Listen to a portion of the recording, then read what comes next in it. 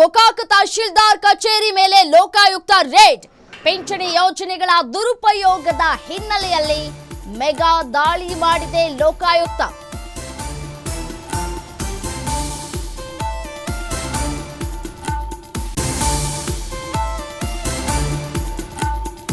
ಮೂವತ್ತಕ್ಕೂ ಅಧಿಕ ಅಧಿಕಾರಿಗಳ ಮೂಲಕ ದಾಖಲೆಗಳ ತಪಾಸಣೆಯಾಗ್ತಾ ಇದೆ.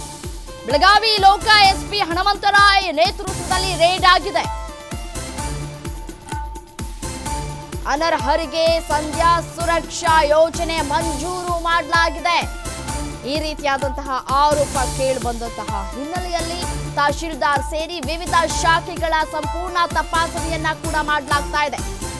30ಕ್ಕೂ ಅಧಿಕ ಅಧಿಕಾರಿಗಳ ಮೂಲಕ ದಾಖಲೆಗಳ ಪರಿಶೀಲನೆಯನ್ನ ಕೂಡ ಮಾಡಲಾಗ್ತಾ ಇರುವಂತದ್ದು. ಅದರಲ್ಲೂ ಕೂಡ ಸಂಧ್ಯಾ ಸುರಕ್ಷಾ ಯೋಜನೆ ಮಂಜೂರು ಮಾಡಿರುವಂತಹ ಆರೋಪ ಕೇಳಿ ಬರ್ತಾ ಇದೆ. ಯಾರು ಫಲಾನುಭವಿಗಳಿದ್ದಾರೋ ಅವರಿಗೆ ಕೊಡದೆ ಅನರ್ಹರಿಗೆ ಈ ಒಂದು ಯೋಜನೆಯ ಭಾಗ್ಯವನ್ನ ಕರುಣಿಸಿದ್ದಾರೆ.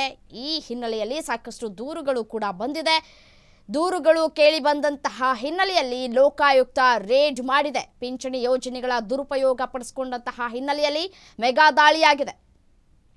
ದೃಶ್ಯದಲ್ಲೂ ಕೂಡ ಗಮನಿಸ್ತಾ ಇದ್ದೀರಿ, ಅಧಿಕಾರಿಗಳು ಕಡತಗಳನ್ನು ಪರಿಶೀಲನೆ ಮಾಡ್ತಾ ಇದ್ದಾರೆ.